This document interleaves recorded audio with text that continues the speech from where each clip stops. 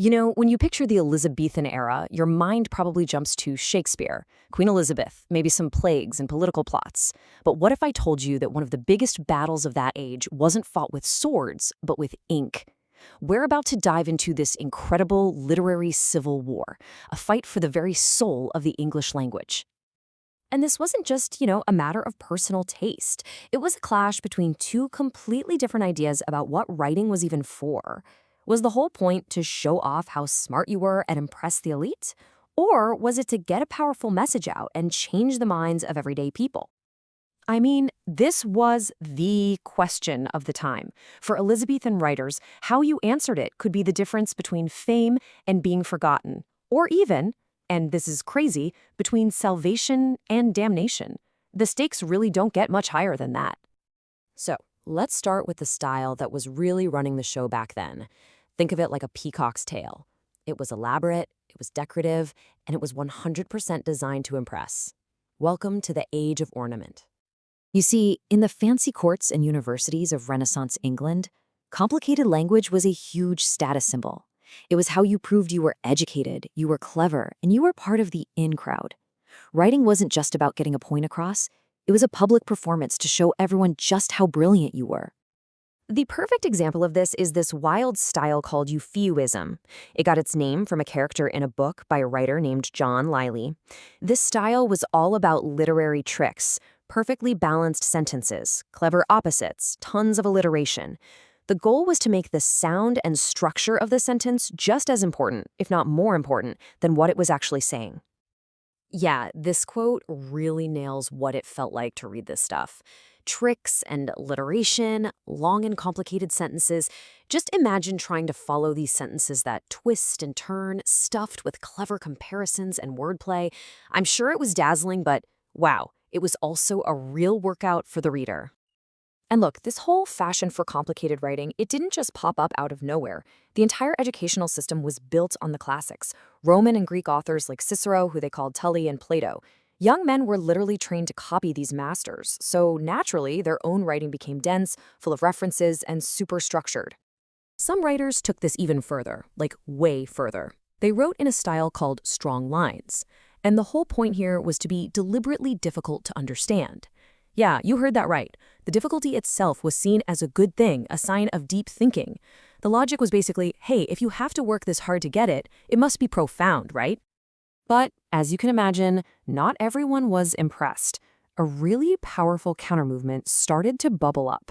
These were people who saw all this fancy decoration and difficulty not as a sign of genius, but as a wall blocking people from the truth. This was the call for clarity. And this chart, it lays out the two opposing camps perfectly. On one side, you've got the ornate style, aimed at the few, the court, the university, with the goal of just impressing them. On the other side, the plain style was for the many, with the much more urgent goal of persuading them. Remember, the printing press was new, so for the first time you could reach a huge audience. The tools were different, the audience was different, and the purpose, worlds apart. And this whole debate got really explosive because it was tied directly to the religious and political chaos of the time. Puritan writers and reformers, they weren't trying to win literary awards. They were trying to start a revolution. And for them, language like this, direct, aggressive, simple, it wasn't just words on a page. It was a weapon. So this is the key right here. For these writers, clarity wasn't just a style choice. It was a moral duty. I mean, think about it. If your whole mission is to save someone's soul or convince them to rise up against a corrupt system, you can't afford to hide your message behind clever wordplay. You have to be as direct and clear as humanly possible. And this wasn't just some fringe idea from a bunch of radicals. Even mainstream religious thinkers like Richard Fooker argued that when you're talking about God, your language should be simple and perspicuous. Perspicuous is just a great old word that means crystal clear. The idea was that the message of God was just way too important to risk being misunderstood. Okay, so how did all this drama play out in the world of actual art? Well, if you were a poet, you were caught smack dab in the middle of it all. You faced this huge dilemma. Should your art be grand and complex for the elite, or should it be simple and down-to-earth for the common folk? The great poet Edmund Spenser actually stages this exact debate in one of his most famous works. He creates these two shepherds, Cuddy and Piers, and they basically become the perfect stand-ins for the two sides of this artistic fight. So first up, we've got Cuddy. He's the simple, rustic poet. And he's basically complaining, look, I've been playing my humble songs for ages. The people seem to like them, but I get almost no reward or recognition for it. He's the voice of the artist who creates for the love of it, but feels totally ignored by the people in power. But his buddy Piers, he's got a totally different take. He tells Cuddy to stop writing for the common clown, or peasant, and to aim higher. He's like, go write epic poems about war and knights and kings. That's the ambitious stuff that gets you noticed by the ruling class. Cuddy's comeback is, well, it's pretty depressing, actually. He says that the great patrons of the arts from ancient Rome, like the famous Maecenas who funded the poet Virgil, they're all long dead. As he sees it, the world just doesn't have an appetite, or more importantly, a budget, for that kind of grand, epic poetry anymore. So, who won this war of words? The fancy courtier with his complicated prose, or the plain-speaking pamphleteer? Well, the funny thing is, the real winner was the English language itself.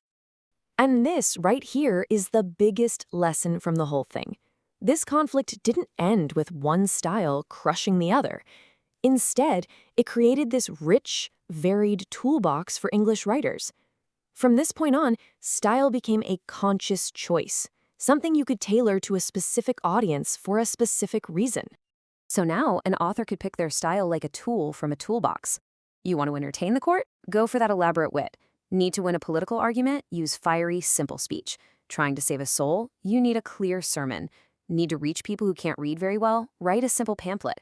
The purpose now drove the style. In the end, this conflict gave the English language an incredible new range. It wasn't about one style being better than the other. It was about having the right tool for the right job. And the greatest writers, people like Shakespeare, they became absolute masters of this new flexibility, blending soaring poetry with raw, simple prose, sometimes in the very same play. Which kind of brings us back to our world, doesn't it?